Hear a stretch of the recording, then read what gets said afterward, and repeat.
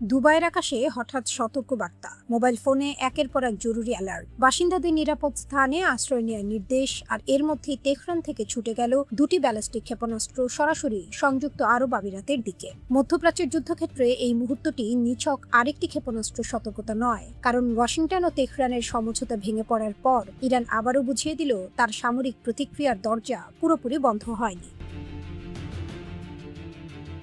আমিরাতের প্রতিরক্ষা মন্ত্রণালয় জানিয়েছে তাদের আকাশ প্রতিরক্ষা ব্যবস্থা ইরান থেকে ছোড়া দুটি ব্যালিস্টিক ক্ষেপণাস্ত্র শনাক্ত করেছে। একটি আমিরাতের আঞ্চলিক জলসীমার বাইরে গিয়ে পড়েছে, আর দ্বিতীয়টি এসে পড়েছে আমিরাতের জলসীমার ভেতরে। ঘটনার পর দেশটির আকাশ প্রতিরক্ষা ব্যবস্থা সর্বোচ্চ সতর্ক অবস্থায় চলে যায়। আবুধাবির বার্তা, কঠোর আর কোনো হুমকি এলে সার্বভৌমত্ব, নিরাপত্তা ও জাতীয় স্বার্থ রক্ষায় প্রয়োজনীয় পদক্ষেপ নেওয়া হবে। কিন্তু এই ঘটনার সবচেয়ে গুরুত্বপূর্ণ দিক হলো সময়।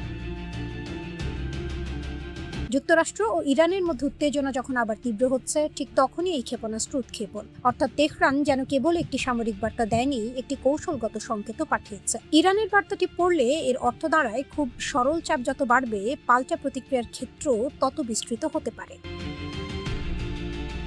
দুবাই সহ আমিরাতের বিভিন্ন এলাকায় বাসিন্দাদের মোবাইলে ক্ষেপণাস্ত্র সতর্কবার্তা পৌঁছে যায়। কয়েক সপ্তাহের মধ্যে এটি ছিল সবচেয়ে বড় সতর্কতা। এর আগে জুনে একটি ভুয়া সতর্কতা এবং জুলাইতেও একটি হামলার আশঙ্কায় অ্যালার্ট জারি হয়েছিল। কিন্তু এবার পরিস্থিতি আলাদা, কারণ এবার আমিরাত নিজেই নিশ্চিত করেছে ইরান থেকে দুটি ব্যালিস্টিক ক্ষেপণাস্ত্র উৎক্ষেপণ করা হয়েছিল। আর এখানেই মধ্যপ্রাচ্যের নতুন সমীকরণটি ভয়ঙ্কর হয়ে উঠছে। কারণ আমিরাত আগে থেকেই ইরানের পাল্টা হামলার অন্যতম বড় লক্ষ্যবস্তু ছিল। যুদ্ধ শুরুর পর দেশটির দিকে প্রায় ৩,০০০ ক্ষেপণাস্ত্র ও ড্রোন নিক্ষেপ করা হয়েছিল বলে প্রতিবেদনে উল্লেখ করা হয়েছে। অর্থাৎ ইরানের সামরিক চাপের মুখে আমিরাত ইতোমধ্যেই বুঝে গেছে উপসাগরের ভৌগোলিক দূরত্ব আধুনিক ক্ষেপণাস্ত্র যুদ্ধের সামনে কোনো নিরাপত্তার নিশ্চয়তা নয়।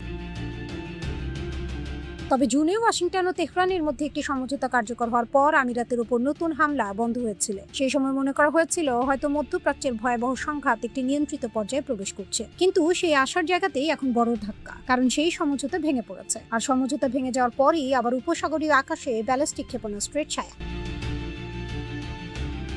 তেহরানের জন্য এটি নিঃসন্দেহে একটি শক্তিশালী প্রদর্শন, কারণ ব্যালিস্টিক ক্ষেপণাস্ত্র কেবল একটি অস্ত্র নয়, এটি প্রতিপক্ষের প্রতিরক্ষা ব্যবস্থা, রাজনৈতিক নেতৃত্বে চাপ সৃষ্টি করার একটি কৌশলগত হাতিয়ার। দুবাইয়ের মতো বিশ্বের অন্যতম গুরুত্বপূর্ণ বাণিজ্যিক ও আর্থিক কেন্দ্র যখন মোবাইল অ্যালার্টে সতর্ক হয়ে যায়, তখন ক্ষেপণাস্ত্রের বাস্তব বিস্ফোরণের আগেই তার মনস্তাত্ত্বিক প্রভাব তৈরি হয়ে যায়। এটাই ইরানের শক্তির আরেকটি দিক। ওয়াশিংটন যদি ভাবে সামরিক শক্তি দিয়ে ইরানকে চাপে রাখা যাবে, তেহরানের পাল্টা বার্তা যেন আরো কঠিন। ইরানকে ঘিরে যত বেশি চাপ তৈরি হবে, যুদ্ধের ক্ষেত্র তত বেশি বিস্তৃত হবে। হরমুজে একটি জাহাজ থামবে, উপসাগরে একটি ক্ষেপণাস্ত্র সতর্কতা বাজবে, লোহিত সাগরে একটি বন্দর অচল হবে, আর তার ঢেউ পৌঁছে যাবে বিশ্বের বাজারে। এটাই ইরানের সবচেয়ে বড় কৌশলগত অস্ত্র। কারণ তেহরান শুধু যুদ্ধ করছে না, প্রতিপক্ষকে বোঝাচ্ছে ইরানের বিরুদ্ধে যুদ্ধ শুরু হলে তার সীমা ইরানের মানচিত্রে আটকে থাকবে না।